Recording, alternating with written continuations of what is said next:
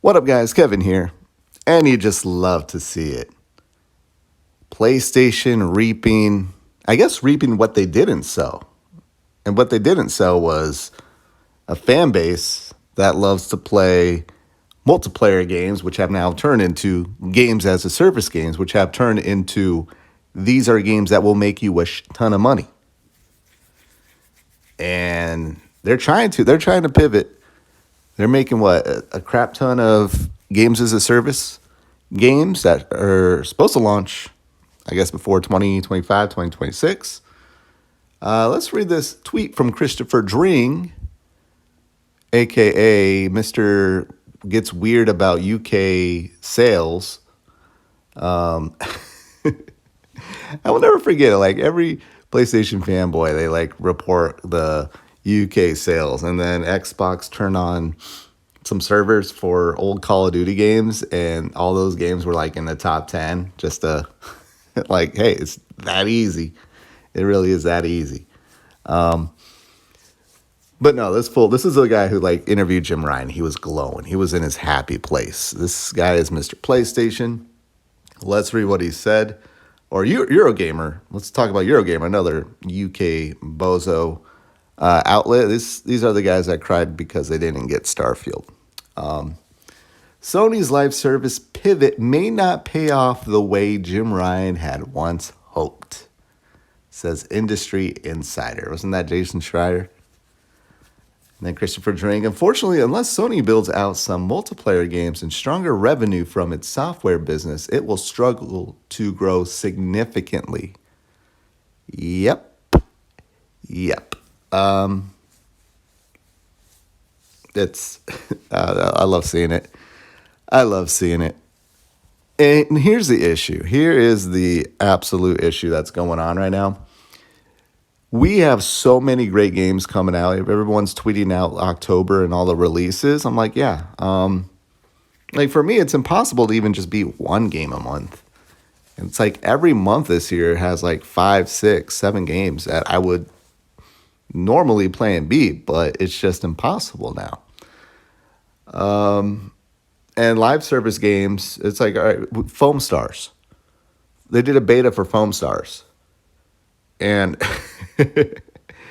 nobody likes that game. There's like 2 PlayStation fanboys hyping it up because it's PlayStation exclusive. But my God, I saw the gameplay of that. And I was like, wow, that looks horrendous. And everyone's saying like, yeah, that game probably won't even make it a few months. Games as a service games, it's okay. You require a fan base. You require people to play it. You require whales to play it. Let's be real. I played many live service games and I haven't spent a buck. You need the people that will spend a buck over and over again. And there's already too many live service games that are great. You got to peel them away from those games. And here's the thing. Xbox does live service games the best. Sea of Thieves, Halo Infinite, Forza Horizon, State of Decay, and there's probably a couple others I'm missing.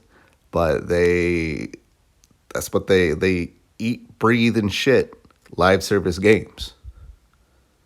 It's why when you see like the revenue and profit, Xbox, like, whoa, Xbox is actually doing quite well there. Yeah, because they've nailed down not only the live service games. I mean, look at Fallout 76. That game is still being played. ESO. They're very patient, and I think PlayStation cannot be patient the way Xbox is.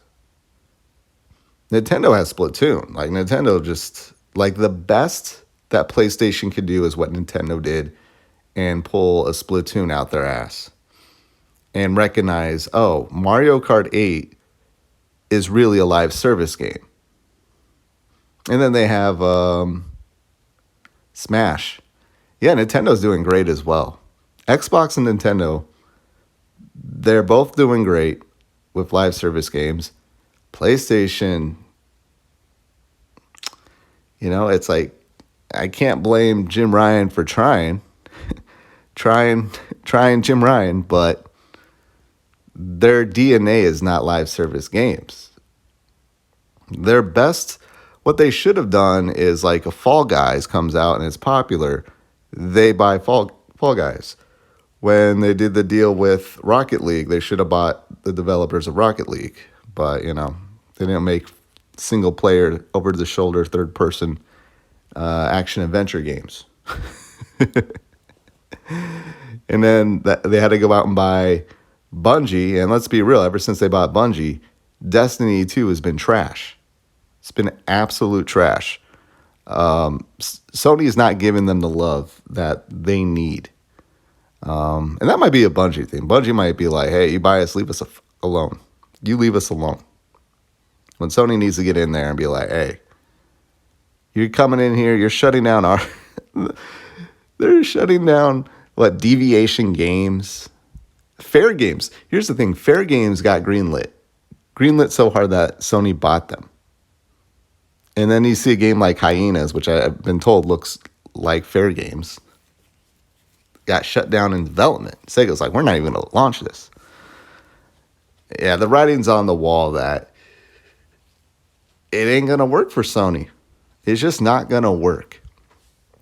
What Sony should do, if I was running PlayStation, I'd be like, hey, we are great at single-player games. That's just our bread and butter. It just is. So as much as I want a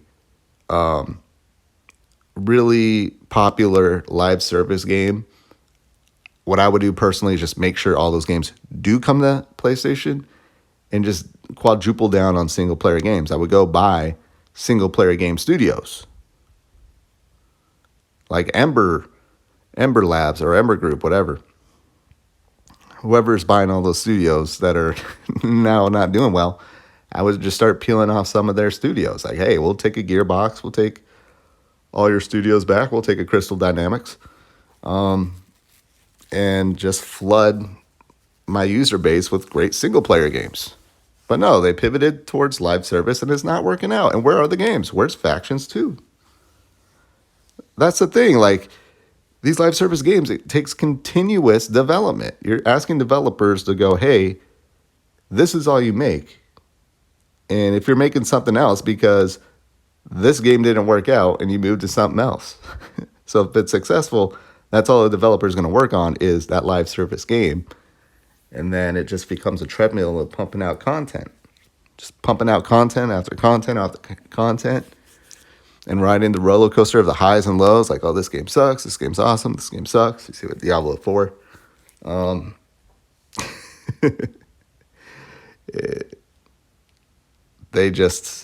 PlayStation just... When you look at the downfall of PlayStation, if it happens, I think you will see... I think you would have to actually go back to the PlayStation 4 era where they just went all in on single-player games and do nothing about live service games. And now they're trying to, but game development is horrendous. And every live service game coming out right now is flopping. Like, how many Square Enix titles come out, especially like the phone versions, where it's like, oh, Ever Crisis is going to be shut down in less than a year. If that is like a live service type game. But it's all the time with Square Enix and a bunch of others. What was that dodgeball one? I think that one got shut down. I mean, look at a Destruction All-Stars.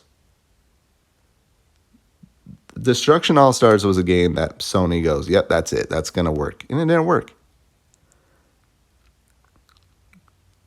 So, yeah.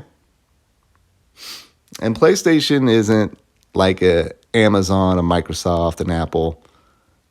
Like, it's Sony. This is all they got. Sony is just PlayStation. So if PlayStation starts to do bad, all of Sony does bad. And, I mean, look, Square Enix was on top of the world at one point. They could do no wrong, and look at them now. All right, well, I gotta go. Thank you guys so much for watching. I'll talk to you later. Later.